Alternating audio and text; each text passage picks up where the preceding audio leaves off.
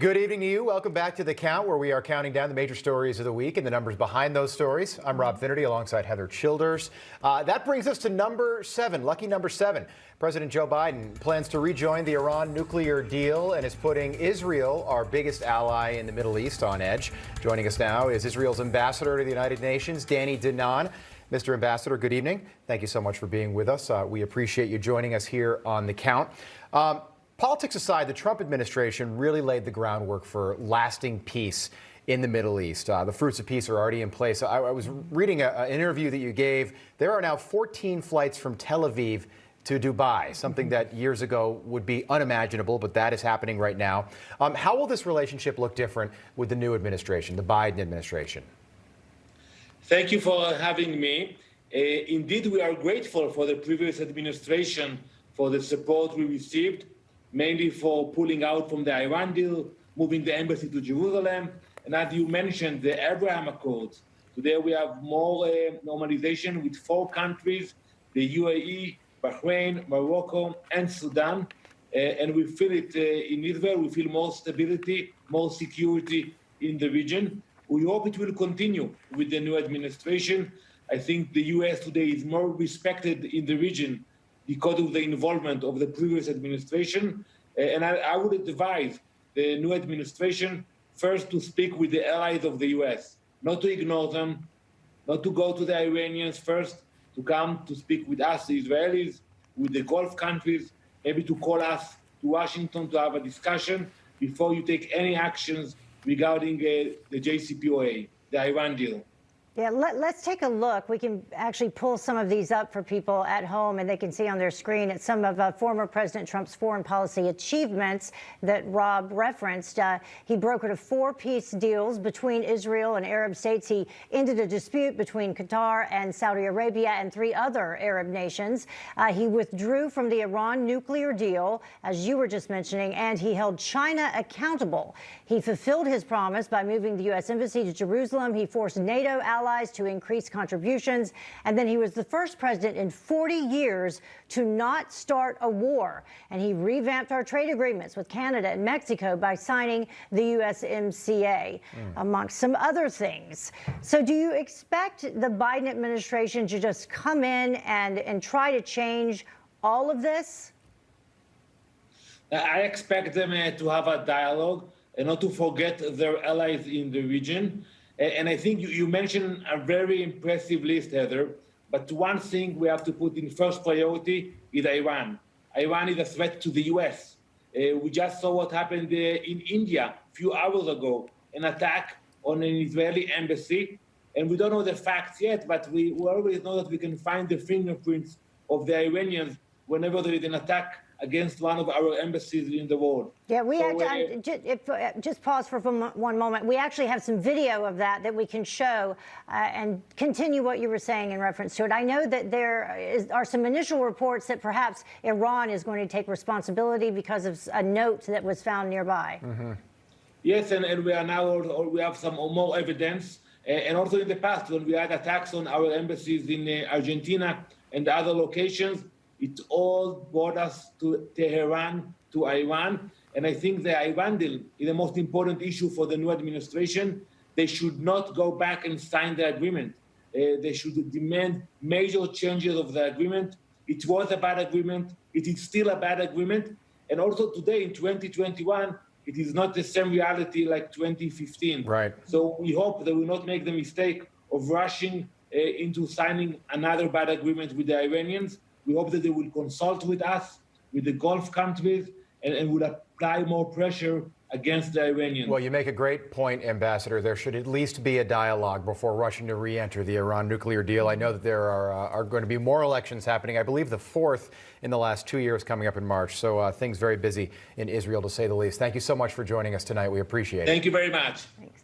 All right, coming up, story number 6, I believe, with an impeachment trial starting in a week. Is it 7? I thought we were on 7. I lose count because we count so much here on the count. It is story number 7. An impeachment trial starting in just over a week. Democrats could try to censure President Trump. That's on the table now. And a reminder, during the week, you can watch Heather Childers and Bob Sellers on American Agenda each weekday. And you can check out my morning show, Wake Up America. I'm on there with Rachel Roller every weekday, Monday through Friday at 6:30 a.m. right here on Newsmax. More of the count after this. It appears to be unlikely, but this did not stop them from swearing in 9 impeachment managers, Eric Swalwell among them, by the way, for Trump's second impeachment trial in 13 months on one article of impeachment. Joining us now to talk more about this, attorney and GOP strategist and no stranger to Wake Up America, my friend Amir Benno. Amir, pleasure to have you on The Count on this Saturday night. I know we'll see you again next week. Amir, I guess it's been a very busy week, but I don't know if I'm alone here. I was under the impression that the whole point of an impeachment was to remove somebody from office. Well, you'd be right about that, Rob. That is, obviously, President Trump's out of office, and that's, part of why Senator Rand Paul brought this motion to address the issue of the constitutionality of a trial of somebody who is no longer in office, cannot be removed, and arguably could not even be disqualified from being reelected. What about this plan that's being discussed somewhat behind the scenes, but more and more folks are talking about it, the censure? Would a censure accomplish the task of keeping the former president from being able to run again? Because as Rob just said, he's no longer in office, so the goal of the impeachment trial would not be to remove him. The goal would be to keep him from running again. Right. And look, the disqualification clause of the Constitution does not apply to running for president. I mean, this hasn't gotten enough coverage. It applies to officers. Officers are appointed officials, judges, diplomats, ambassadors, not to presidents. So they couldn't disqualify him. This idea of a censure, I don't think, would satisfy the Democrats. I know that Trµmp brought it up and Chuck Schumer said, no, we're going forward with the trial. The whole point of this whole process is to put the Republicans in electoral discomfort, the senators. They're either going to have to vote to acquit or vote to convict. Those who vote to convict are going to, they're going to get the wrath of Trump's supporters come 2024. Those who vote to acquit are going to have to deal with the wrath of the general electorate when they run in their states. They're being branded as insurrectionists, as traitors, as seditionists. This is what big tech, what the political class, big corporations are doing. So I think the whole idea is to split the party and to allow the Democrats to run the table on them in 2024 in the Senate. Amir, we have heard the speculation that when it comes to Joe Biden, the cheese may have slipped off the cracker, so to speak. His theme, I'm serious, the theme of the inauguration 10 days ago was America United. Yeah. 74 million Americans feel disenfranchised right now. They don't trust the government. They don't trust the media. How does this impeachment help to unite America? Oh, it doesn't help to unite America. But again, that's beside the point. The point is, will it unite the Democrats, and will it get the Democrats elected in 2024? Will it divide the Republicans? That's the whole purpose of this impeachment. They can say whatever they want, but it's pure political cover to say that it's about disqualifying him from running again or any other thing that they say. It's simply about driving a wedge between the Republican voters and splitting them up so much that those Republicans get frustrated with the senators who vote to convict and say, you know what, we've had it with this party. We don't want to support them anymore and walk away. And then allow, like I said, the Democrats to run the table in 2024. So basically, when he was talking about unity, the unity must just mean amongst the Democrats. Yeah, just on the left. Yeah, and the opposite for the Republicans. Amir, just quickly, how long do you foresee this taking place, the actual impeachment trial? We know that it's scheduled to start the week of February 8th. We'll have better sense of that on Tuesday. On Tuesday is when the House managers have to file their pre-trial brief. We'll lay out the witnesses they're going to call, what they expect the testimony to be, the exhibits they plan to introduce. A week after that, you'll have President Trump's defense team submit their pre-trial brief, lodging objections, legal arguments, same thing with witnesses and exhibits. Once we have a sense of both sides and who they want to call and what evidence they want to elicit, we'll have a better sense of how long this is going to be. Right now, it's really unpredictable. Yeah. All right. Thank you so much, Amir. Great to have you with us on this Saturday night. Yeah, good to see you, Amir. Thanks, guys. Great to see you. Well, a winter storm is making its way from the west coast all the way to the east coast. It's expected to bring snow and heavy rain to the northeastern part of the country. Joining us now for a weekend weather update is Chief Meteorologist for weatherbill.com, Joe Bastardi. Thank you so much for joining us, Joe. What is headed our way? Where is it going, and how much are we going to get? I'll tell you what, this has been a wild week with weather. We had a snowstorm that dumped 4 inches at Vegas and Virginia Beach when it went off the East Coast. I don't know if I could ever remember seeing a storm that dumped that snow in Vegas and it didn't stay in Vegas, and we went all the way to Virginia Beach. But this storm is really something. I mean, this is going to be like the December storm in the Northeast, maybe even a little bit worse because we're later in the season. It's a bit colder. And what's happening is this is a very unusual storm. There's a foot of snow coming into Chicago. There's going to be a foot to 20 inches around New York City with this storm. What? And you don't see storms do that often, where they blast the Midwest and then they blast the East. A lot of times they come up the East Coast, or they're generally regionalized in the Northeast part of the United States. So here's what's going on. By tomorrow morning, the front edge of the snow is running from Erie, Pennsylvania to about Richmond, Virginia. It's snowing heavily from Chicago all the way into northern Ohio. That spreads east-southeastward during the day, and by tomorrow night, it's snowing into Pennsylvania, New Jersey, most of northern Virginia, and then the coastal low begins to take over late tomorrow night and Monday and really cranks. A classic nor'easter, blizzard conditions inland, where there's going to be 20 to 30 inches of snow, southeast Pennsylvania, northern New Jersey, back into the south central mountains of Pennsylvania. And in the coastal areas, coastal New Jersey, Long Island, southern New England, wind gusts of 50, 60 miles an hour, wet snow. Power probably outages, going to cause a lot of power outages Monday night into Tuesday. It's like a country western song over here. I know. You know, so things are going to get pretty nasty with this. It's all part of what winter does, though, and we've had a relatively tranquil winter since the December storm, but now it's cranking up. I'm going to tell you, the rest of the winter, especially over the central part of the United States, let's put it this way, you're going to see this ugly mug more than just once on Newsmax with all the winter weather coming up down the road. Do what you have to do to prepare. You know, I know that this storm was out in the Sierra Nevada mountains out in California. It dumped like 5 feet of snow near Lake Tahoe, Mammoth Mountain, all those mountains, and the skiers are loving it. But, you know, it also replenishes the water out there. You know, we use this old technique from, I'm 65 now, so I learned this technique back in the 70s when I was at Penn State. If it's more than 10 degrees below normal in New York City, and a storm comes into Los Angeles and dumps a lot of rain, 3 days later, look out New York City. Those old-time rules are going to work again. This is a big storm, Philly. I think D.C., by the way, 6 to 12 is going to be sleet, freezing rain, get in there, so they get some ice in there. But once you get to Philly, New York, Boston, Pittsburgh, all these places, and like I said before, Chicago to Cleveland, and it is going to wreak havoc with air travel tomorrow, Monday into Tuesday. All right. And in the 6 New England states, it's a nor'easter, Joe. Right? It's a wicked nor'easter, but you know, a lot of northern I don't think northern New England's going to escape. It's a skier's dream too, also. All right. Thank you, Joe. No outdoor dining. No. Yeah, unless you want to wear your boots and your snow outfit. In an igloo. Yeah, in an igloo. You could do that. Well, coming up on the count, item number 6. Now we're at number 6. Without President Trump in office, suddenly the Democrats are eager to push through a $1.9 trillion COVID relief package. And Biden says that he'll do it without the Republicans on board. How? Well, famed economist and author Stephen Moore joins us. More of the count after this. He's pushing through his massive $1.9 trillion COVID relief bill without any Republican support. Senate Democrats are planning to pass it along party lines as early as next week. Joining us now is economist and Trump 2016 economic advisor Stephen Moore and reporter at National Review and a Newsmax contributor, John Funn. Gentlemen, welcome. Thanks so much for being with us tonight on The Count. The Seattle Times says that 110,000 restaurants have closed that will not reopen across this country. Joe Biden wants to raise the minimum wage to $15 an hour. What is that going to do for the restaurants that are still open, struggling in all 50 states right now?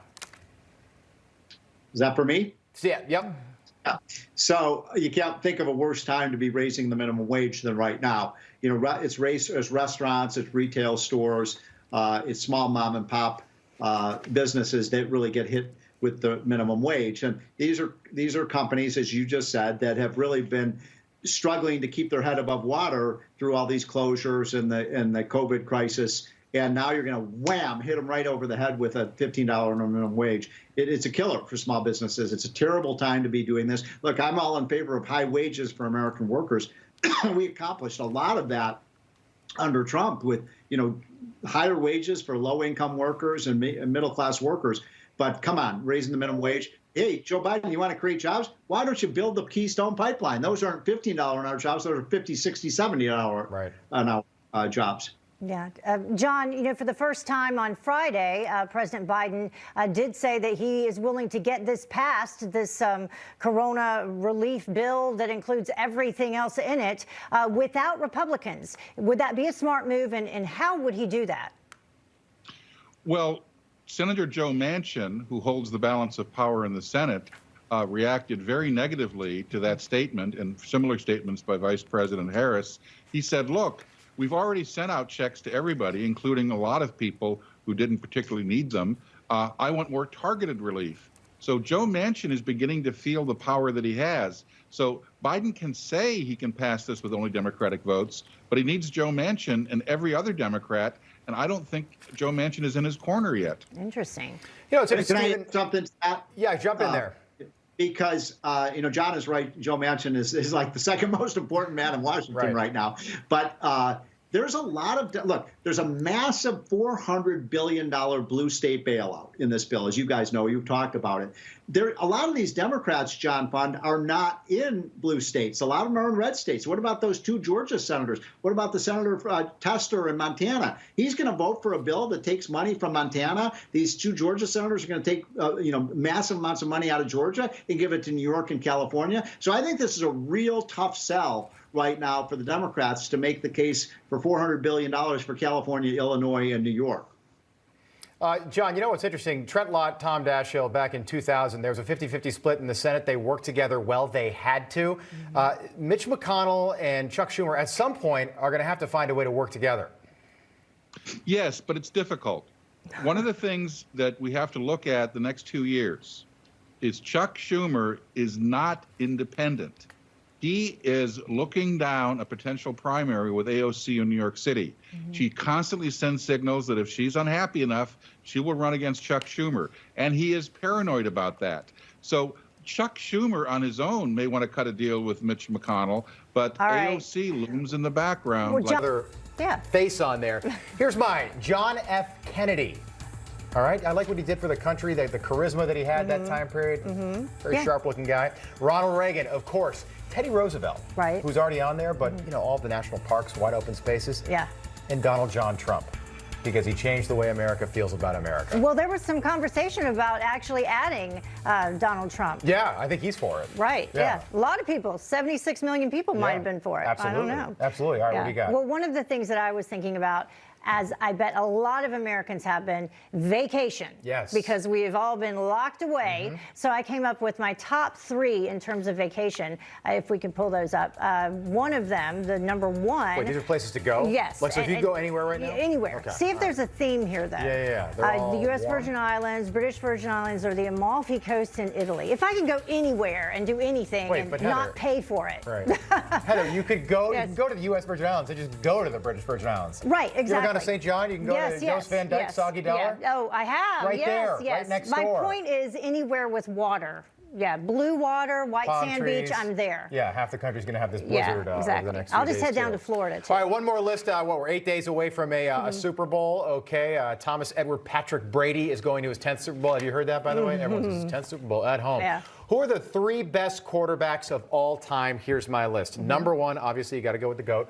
Tom Brady is definitely number 1. You got to go with Tom Brady. Joe Montana, number 2. Do we have the graphic? There it is. Yes, Joe Montana is number 2. 4 for 4 in Super Bowls. And you know what? Controversial. I put Peyton Manning at 3.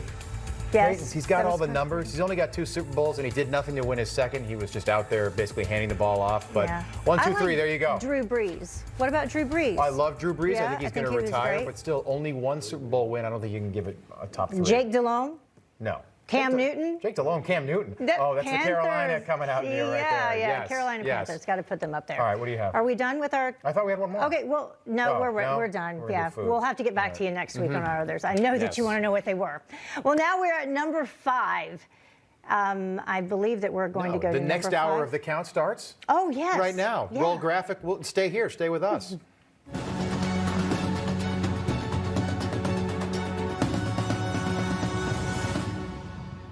All right, welcome back into the count. Thank you for staying here. We are entering our second hour of our countdown. We are counting down the major stories of the week. I'm Rob Finnerty. And I'm Heather Childers. We also bring you the numbers behind those stories, the numbers that matter. And I bet you can guess at what number we're on because I just said it. We're at number 5 now. The Art of the Comeback Part 2. Former President Donald Trump could be out of office, but isn't ruling out running again in 2024. So let's bring in national correspondent Logan Raddick with the latest on that. Hi, Logan. Hey, and the RNC plans on extending an invitation to Donald Trump for him to speak at their spring donor meeting. And it's very likely that the former president will speak at that meeting because it's in his current hometown of Palm Beach, Florida. The former president recently spent time patching up his relationship with House Minority Leader Kevin McCarthy at Mar-a-Lago. They discussed a number of topics, including where the GOP stands heading into the 2022 election cycle, as President Trump considers hitting the campaign trail to promote various candidates. And he's still the face of the party. A pair of Republican state lawmakers in Ohio are co-sponsoring a bill to honor the former president with a day to commemorate his June 14th birthday in the Buckeye State. But the question everyone wants to know, will Donald Trump launch another campaign for president? I am officially running for President of the United States. One political analyst tells me that if Trump wants to run in 2024, there's no way to stop him aside from, quote, an indictment that would have to be clear-cut. He says that's why Senate Minority Leader Mitch McConnell wanted to prevent him from running again. The GOP field is weaker without Donald Trump in the picture, which could be another reason he may decide to run. But if he does, the Republican National Committee will stay neutral. Chairwoman Ronna McDaniel says the RNC will not endorse any candidate in the 2024 primary field. And one of the former president's advisors tells me that Donald Trump is unquestionably the leader of the party. And obviously, we still see this conversation surrounding him. He's out of office, but everybody wants to know what he will do. So if he decides to run, it's very likely he will be the front runner for the 3rd time around. Back to you. Logan, you know, I know we keep showing that picture of Kevin McCarthy and President Trump there. It's the first time most of us saw the president in, you know, what was it at that time? Almost a week, right? Just about a week. Yeah. You know, he looks like he looks relaxed. He looks happy. What were your thoughts when you saw that picture for the first time? I agree. He looks refreshed. He's settling back into a beautiful estate at Mar-a-Lago where he is. He's no longer the president, having to be up at all hours of the day, worrying about every single issue under the sun. So if he does decide to run again, 4 years off could be great for him in terms of, you know, sharpening him, his resolve, and allowing him to see things that maybe he didn't see while he was president, should he decide to run again. And if he does run again and he's successful in doing so, he would be the first 2-term non-consecutive president since Grover Cleveland. So we haven't seen that since the 1800s. It'd be a tough accomplishment to pull off, but it's Donald Trump. And he'd be older than Joe Biden is right now, but there's, you know, who knows what can happen in 4 years, but there seems to be a stark difference in energy levels. Maybe I was going to say much younger in other ways. Yes. All right. Thank you, Logan. Absolutely. Thanks, guys. Good seeing you, Logan. All right, joining us now to help weigh in is Republican Congressman from Texas, Louis Gohmert. Congressman Louis Gohmert, thanks so much for being with us, especially on a Saturday night. We appreciate you making time. What do we think about this? Does Donald Trump make a comeback in 2024? I think that's going to be the question we all ask for the next 4 years. Well, of course, that'll be his decision. But if you look at his popularity across the country, in spite of the false allegations about him inciting violence when he clearly pled for peace and a peaceful protest. I think you're going to see that continuing to grow. And I also think that the more we see the ineptitude of this administration and the Orwellian totalitarian efforts on their behalf as they shut down jobs, get people fired from their positions, and then start pulling back words. You can't say mother, father, daughter, son, and you can't say what you think about the China virus. I may have violated one of the executive orders when I said that. But anyway, I think as people see more and more of those actions from this administration, they're going to long for the days of Trump. And I think if he were to run again, he's learned enough about the dishonesty on the other side and the dishonesty within our own party, people that said they would help him and they stabbed him in the back. I think you would see a very, very powerful presidency. Do you think that is one of the things that happened from the very beginning, that there was some misplaced faith in people? There were some people within the White House that the former president chose to keep on that perhaps he should not have kept on? Well, he was relying on other people making recommendations who told him, oh, this person is great, that person's great. Even had people doing the hiring that were not hiring people that loved President Trump or loved his agenda. So anyway, that is something that really hurt his presidency, having people inside what used to be the power in Washington now you would say inside the wall, because they're building more walls. But yeah, he had people that hurt him and that were conspiring against him. Congressman, the president, still so popular, still the leader of the Republican Party. That's clear.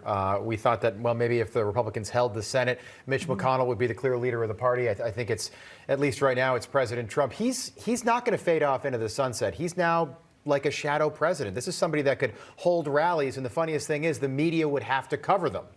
Yeah, it is. It is amusing to think about, but especially as the left and as the Democrats really are declaring war on middle America, on middle class. And yeah, you would see, I think you'll see Donald Trump become even more popular in looking at what he did in his 4 years compared to what we're facing already in this administration. Yeah. And I'm glad to see Kevin and the president patching things up. Hearing him on the floor saying the president had some responsibility basically for the riots. Apparently, our leader McCarthy has realized that's not really the case. And I'm very glad he's realized that. It'll make it easier to go forward. One of the things that was released that they talked about was pushing for the Republicans in the 2022 midterms. On that front, you have these 10 Republicans who did vote in favor of moving ahead with the impeachment trial. I think that at least 7 of them already have people who have stepped up and said that they're going to primary them. Where do you think President Trump and perhaps his PAC as well will come into play for those elections, and specifically those Republicans? Well, he has said that as I understand it, that he plans on helping in the primaries, helping in the next election. So I would imagine, knowing President Trump, that he will not take those going after him, which I believe was very unfairly. He won't take that lightly, and it could bode well for him to have another 4 years as president. If he is out there helping those that were hurting him, then that may give you a good indication that 2024 is not something that's the presidency's not in his rearview mirror. 2024 is directly ahead. Congressman, you know, I want to talk about the state of the Republican Party. I think a lot of people are depressed right now. They have every right to be after what happened on November 3rd and the ensuing couple of months. I'm right there with you as well, sir. Do you think that this is going to have the reverse effect that Nancy Pelosi and Democratic leaders intend? I seem to think this impeachment is going to generate a ton of sympathy for the president, the former president, Donald J. Trump. Yeah, well, I was with 100 East Texans this afternoon, and they are so fired up. They're so upset about the overwhelming dictatorial actions that are being taken by this administration and by Nancy Pelosi.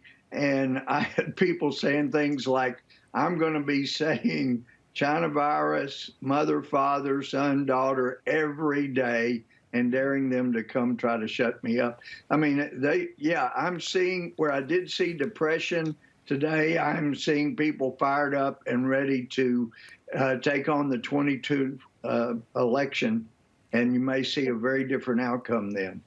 Why do you think there's such a drastic difference in terms of how Democrats, way left-leaning Democrats, are presented in terms of the media coverage versus conservatives? Because I was thinking specifically about Nancy Pelosi saying, you know, the enemy is within, that type of rhetoric. Because if you're a conservative and you say something like that, you are an insurrectionist and you're trying to cause violence and white supremacist. But she and others within the Democratic Party there on Capitol Hill are doing the same thing right now. I would say AOC as well.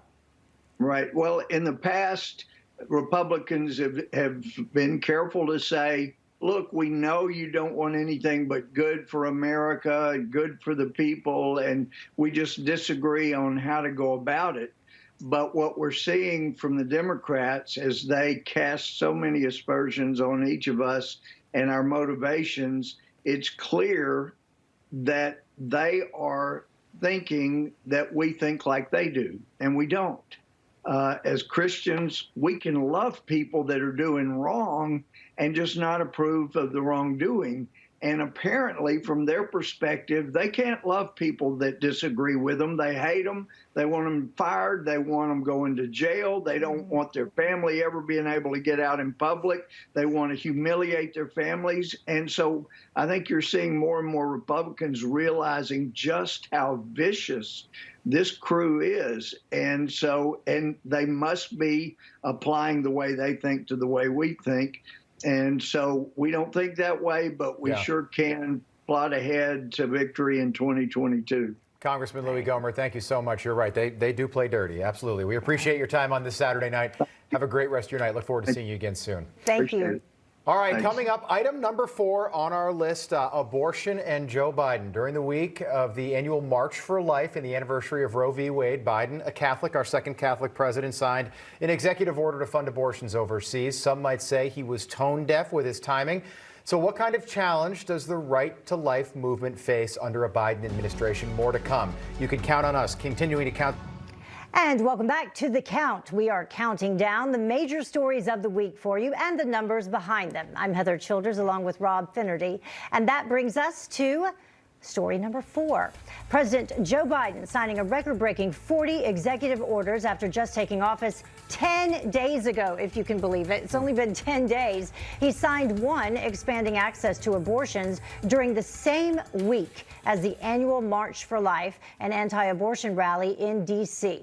And joining us now to discuss is Newsmax contributor and national director for Priests for Life, Father Frank Pavone, and president and CEO of Americans United for Life, Catherine Glenn Foster. Welcome to both of you. Thank you so much for joining us. Pleasure to be here. Well, Father Pavone, did the timing of the president's executive order surprise you, happening the same week as the March for Life? No, it did not. In fact, I was surprised he didn't do it sooner. And we have seen this happen in other administrations on the first or second day. So we have again, a ping pong ball going back and forth. And what we see here is something that, if we take a step back and talk about funding of abortion in general, we need statutory solutions here instead of, with every administration going back and forth, we're going to fund it, we're not going to fund it. And then every year Congress has to decide on pro-life or pro-abortion funding in various appropriations measures. It's a vote, it's a battle every single time. We're going to see very shortly here, probably next week, the introduction of another measure. It's been passed before, right, of the No Taxpayer Funding for Abortion Act that will say, look, let's just establish what most Americans already agree on. We don't want any of our tax money going for abortion, either in this country or elsewhere. Period. Amen. Catherine, I want to bring you in here. The president promised for months while he was campaigning to unite Americans, the theme of the inaugural events, America United. How do you think he's doing so far? Well, based on this order, not very well. I was disappointed, but even more than that, it was a foolhardy decision because the Mexico City policy is a cornerstone common sense protection for human life that preserves the conscience rights of the supermajority of Americans who reject funding international abortion, who reject funding the violence of abortion. And we look at polling that came out just last week that showed that 77% of Americans oppose the funding of overseas abortion. And so when you look at the president imposing a policy that a supermajority of Americans and even a majority of Democrats completely reject, it means that President Biden is failing in his own pledge to unify our country. This is an extremist position that fractures and hurts vulnerable women like I was at age 19 when I resorted to the violence of abortion.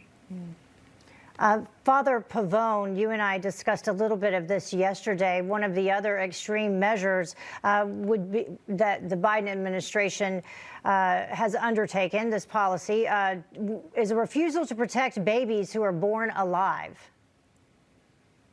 It does happen. It's recorded by various states and by the CDC. And we have just seen now the reintroduction, both in the House and in the Senate, of measures that would increase and strengthen protections for babies born alive after a failed abortion. By the way, federal law already recognizes them as persons, but that's a definitional law. George W. Bush signed that bill into law. But now we need some teeth to it. We need some actual implementation and enforcement. Why the Democrats don't even want to have a discussion about this is beyond any kind of reasonable justification. And by the way, this brings us, we've been talking obviously about the 2022 elections. Mm-hmm. This brings us a wonderful opportunity to put those Democrats who are in office now and want to be reelected in 2022.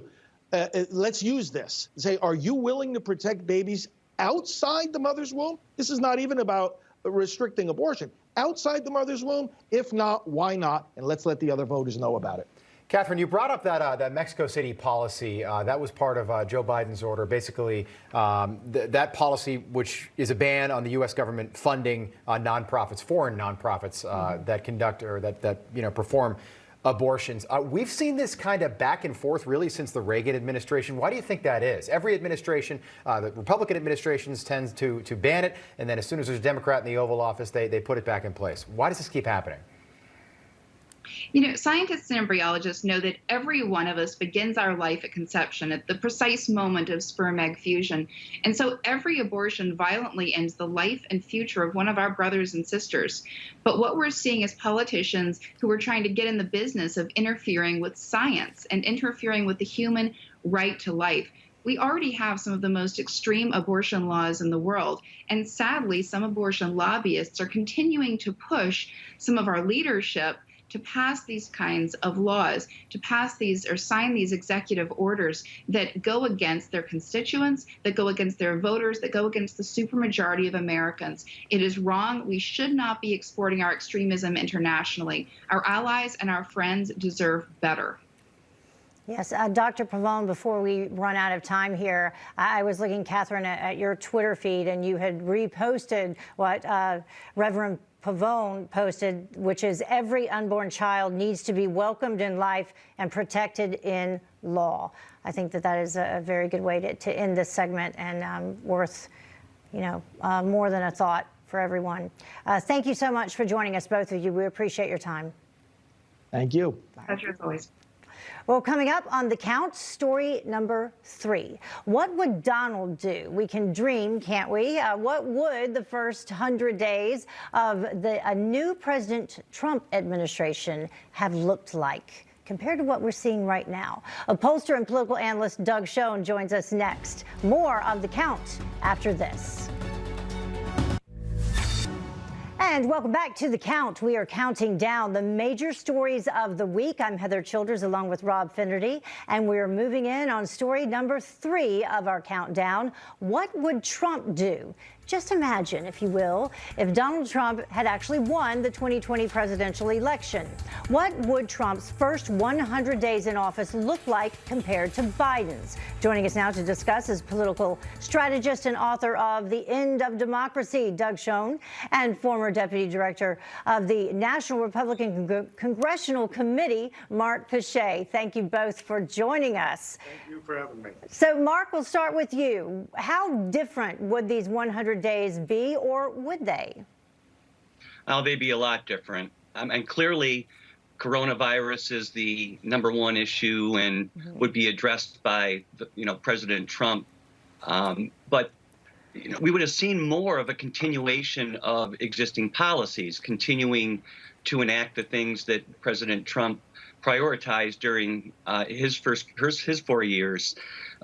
What we would not see is 45 executive orders unilaterally trying to govern this country and carving Congress out of the picture. Whether the president is Republican or Democrat, that is a bad precedent for our country.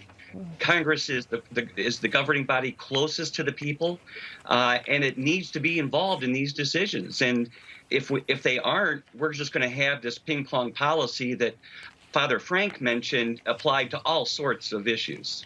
Doug, we haven't seen 40 executive orders signed since the days of Franklin Delano Roosevelt, when he signed over 3,000 throughout his time in the Oval Office. Dictators sign orders like that, not Democratic presidents. Well, I don't think Joe Biden is a dictator. I think he's the opposite of that. He's committed himself to promoting democracy and democratic values around the world, and I'm very pleased he's done that, as I tried to describe in my book, The End of Democracy. But on your more general question, I don't think President Trump was allergic to executive orders. Also, I believe legislatively, President Trump was committed to $2,000 stimulus checks for all, and that seems to be the direction Biden is heading in, though his checks are $1,400. So I'm not so sure that things are that different. I wish they were. I wish we were governing legislatively, and I wish that we were putting aside the extreme policies of the left and the right. But sadly, our country is really hopelessly divided. Doug, President Trump did work with Congress, and he was able to sign, I think it was 28 bills into law working together in his first 100 days.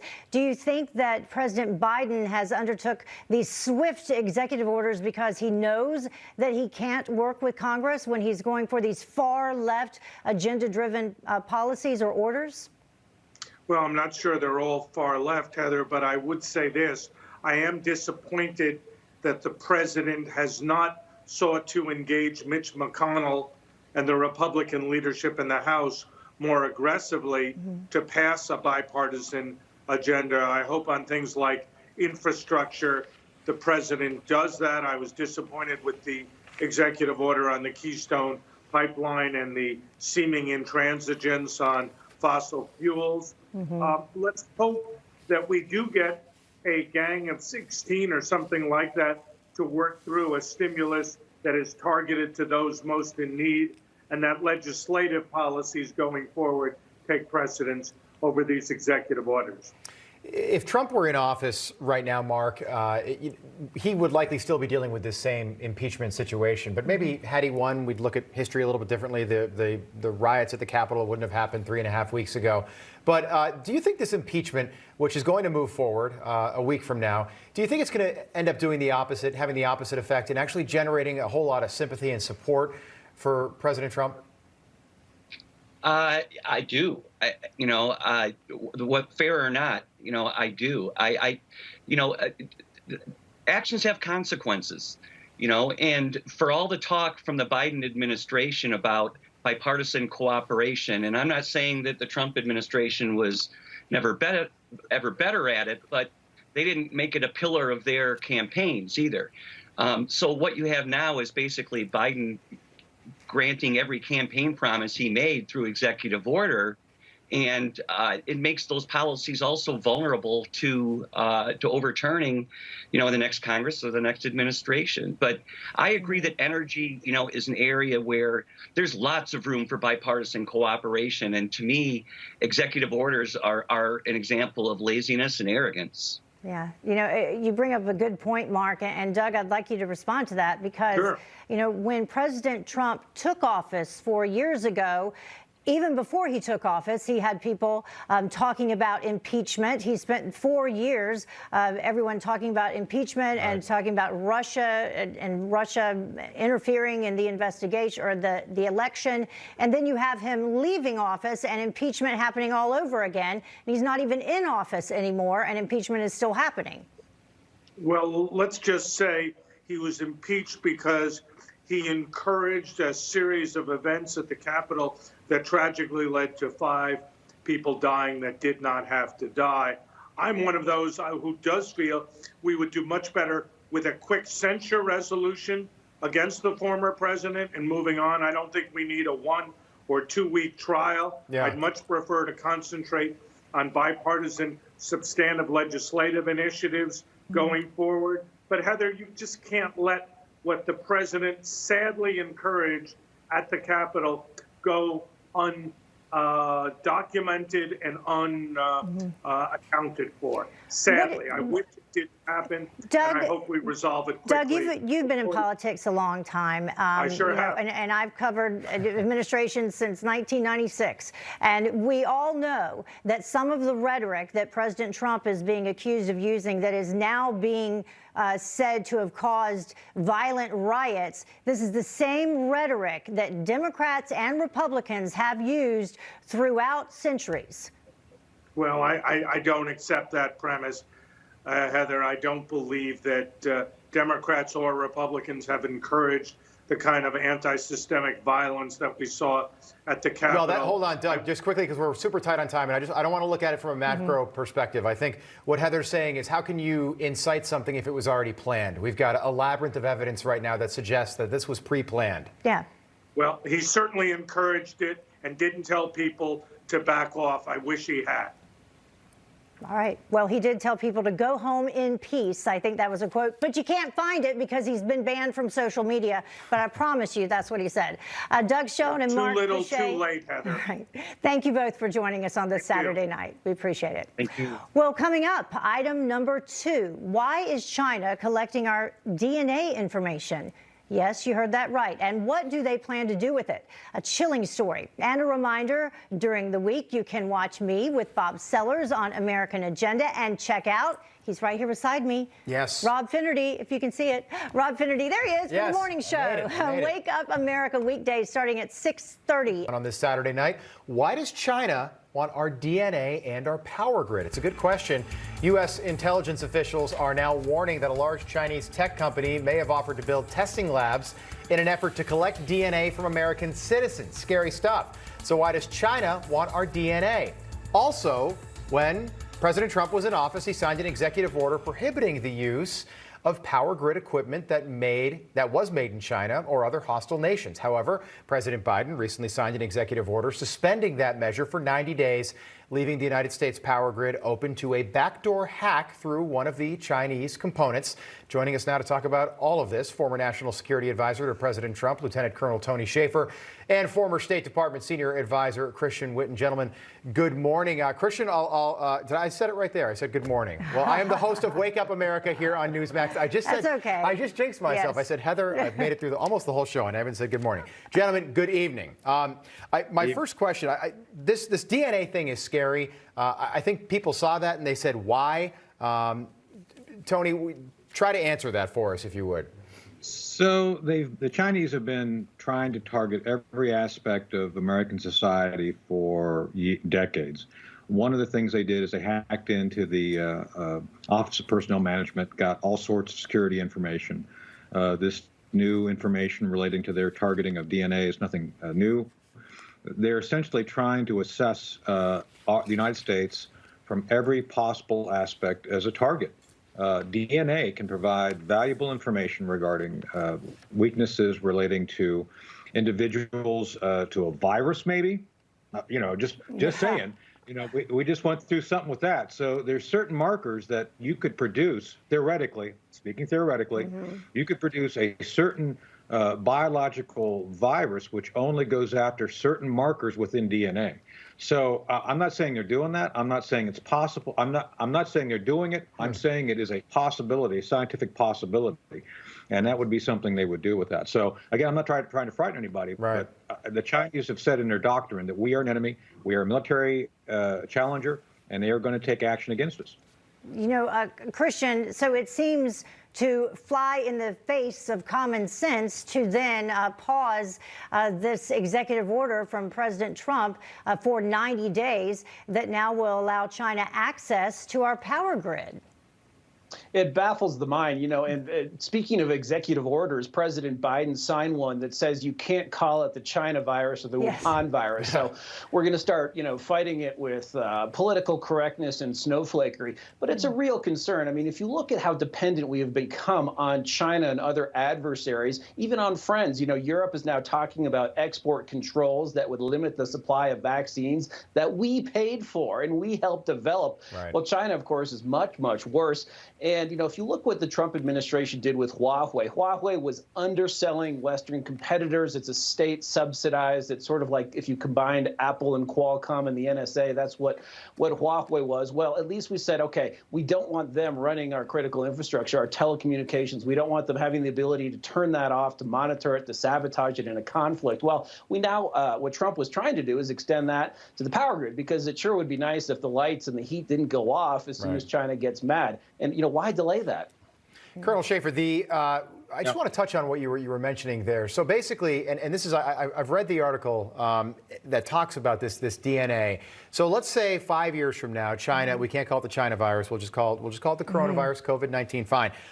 Let's say 5 years from now, they want to develop another exotic virus in a lab, which, as evidence does suggest, this was designed in a lab.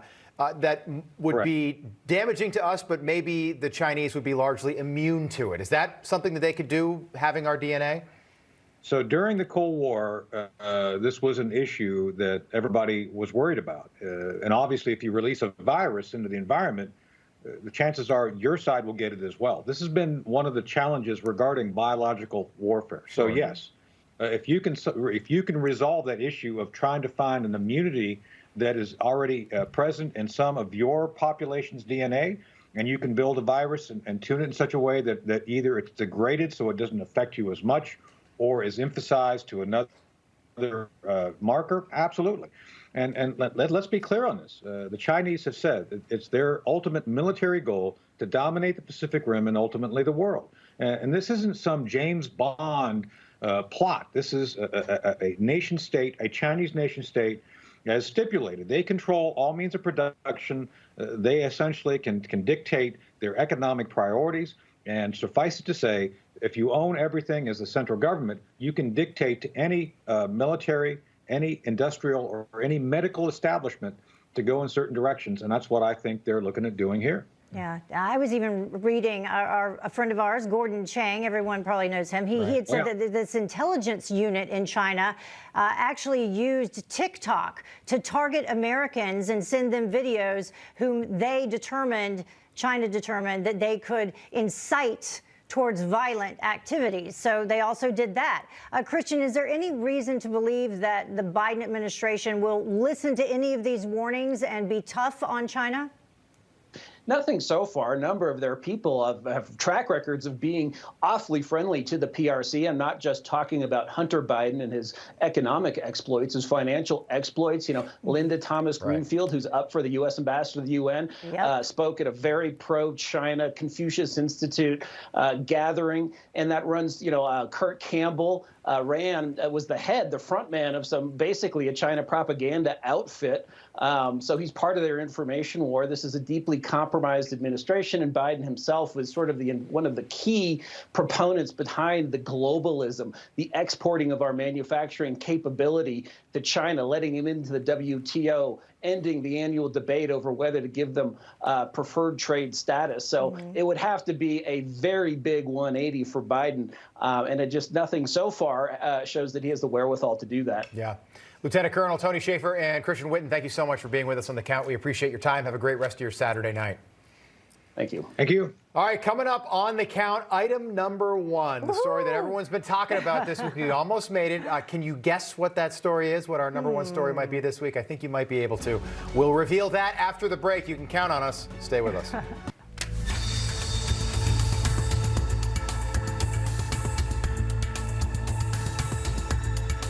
Countdown. Chaos on Wall Street this week after Robinhood stopped all trading of GameStop shares. But GameStop's stock price surging nearly 70% yesterday after partially lifting trading restrictions. But by the end of the trading day, Robinhood limited the amount of shares people could buy yet again. Joining us now to talk about all this amazing story, Newsmax contributor and founder of Allison May PR, Allison Maloney. Good evening. Also founder and CEO of Point Bridge Capital and former Ted Cruz National Finance Chair, Hal Lambert. Hal, this is just an unbelievable story. David and Goliath. I don't know why Elizabeth Warren wasn't just clapping and laughing. The little guys won. The Bernie Madoffs, the Gordon Geckos, all the big sharks, the one percenters, they lost. And I think it was funny to see this play out from Wednesday on. Oh, it's been very entertaining. And look, this is a populist uprising inside our financial markets like we've never seen before. And I think it's really going to change the way hedge funds have to operate going forward. It's going to permanently change the way they operate. They're going to actually have to be inside these chat rooms. They're going to have to be monitoring what's going on. You're already seeing them cover other positions that they're short because they're worried that others are going to come after those positions as well. So it's not stopping right now. And the risk is, right, that it causes problems with the market as a whole. And that's one of the things that's being talked about with the SEC and obviously Janet Yellen and others. So, but look, this has been an unbelievable story. You talk, and it's entertaining because you see interesting people, interesting names out there. Roaring Kitten is one of them, and he's made millions of dollars on this. Right. Yeah, the Robinhood, one of the apps where a lot of this trading was going on, actually stopped trading the next day. I think it was the first time they stopped trading altogether, where people could sell their shares but couldn't buy anything. And then the CEO of Robinhood, because there was a big pushback, explained the company's decision to stop allowing some of those transactions. Watch this. We're really in unprecedented times, and in order to protect the firm and protect our customers, we had to limit buying in these stocks. So, Allison, how did folks like that CEO handle the fallout from all of this from a PR perspective, since you are an expert in PR and a lot of things? Right. Yeah, well, they got extreme backlash. They had over 100,000 negative reviews. So obviously he realized we made a mistake. So they did open it back up on Friday. So I think that, look, he came out, he addressed the situation, he explained what they did and why they did it. So I think so many CEOs, they hide behind and then they come up with these blanket statements. At least he addressed it. He did a video and they fixed it. So I think he did handle it properly. I think other CEOs could learn from him because he just addressed it head on, and that's the right thing to do. Yeah, so much for free and fair markets, though. And I also, Allison, they have to stay in business. You know, if people sell all of their positions in GameStop, or we saw the same thing with Express and AMC, they're going to go out of business. They got to make sure they can pay all these people out. Hal, I think there is this lingering resentment from the financial crisis of 2008 and 2009. A lot of people, the little guys, and these guys were small investors, $25 in some cases, $500. They were able to cost these hedge funds billions of dollars in some cases.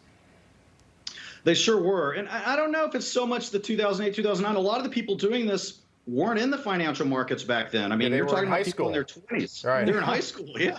So some of them might not have been born. Yeah, it's true. Yeah. But, you know, I want to say something about the way Robinhood's handled it. I don't know that they handled it well, because his initial statements when he first came out, he didn't have a reason. And now he's finally came out. He actually was asked if he had a liquidity problem, which he did. And now he's finally admitted that he did have a liquidity problem. And so that was not the way to have handled it initially. And the other thing I'm disappointed about, look, we're back to this whole thing about big tech. Google has come in and deleted all the negative reviews of Robinhood, or at least 100,000 of them. They've admitted to that, so that they get their star rating back up higher on the app. So now they went from a 1-star back up to a 4-star because of help from Google. Well, why would Google do that? Interestingly, one of the biggest investors in Google and the founding of Google was Sequoia Capital, who's one of the biggest investors in Robinhood. Sequoia Capital. Right. Wow. Yeah. Allison, moving forward, taking a look at all of the things, this included, that have happened the last year, now going into 2021, what do companies and corporate leaders, what should they take away from all of this? That social media has such a power. I mean, who knew that social media and Twitter and even TikTok and Reddit would have such an influence on the stock market? I mean, whether you're the stock market or you're a small business, CEOs, businesses need to pay attention to social media and know when people are talking about them and what's happening, because it's so important to know where people are, because, you know, we're going to continue to see more things on social media. And you have, you know, these folks on Reddit, right? A lot of them you mentioned, they probably weren't even born. I mean, my daughter, who's 15, knows more about what's happening in the stock market because of this. So social media, it's here to stay, and people are using it more now than ever. Allison, how'd your daughter do on Wednesday? She clean up with GameStop stock? She was telling me more. She was showing me all these TikTok videos. But you know what's interesting? I know we only have a few seconds, but this was an opportunity for experts in the financial industry to come out and explain it and dumb it down for people like me. Right. This was really a good opportunity for them to explain what's going on. No, I'm with you. And Allison, take all the time you want. It's Saturday night. We're here to have a good time. I just want to know how to make money. Seriously, That's what I want to know. Don't forget, this is a group of people on Reddit, and it was public. They didn't do anything illegal, which is so fascinating, Hal. So my question is now, moving forward, because they stopped Robinhood and from moving Robinhood stopped people from moving GameStop stock on Thursday. Is there going to be a regulatory response here? There could be. I think that the one thing they may want to look at is what percent of the shares outstanding of a company should be allowed to be shorted. Yeah. And that's what's caused this, because it was over 100%. I don't even know how that happens in a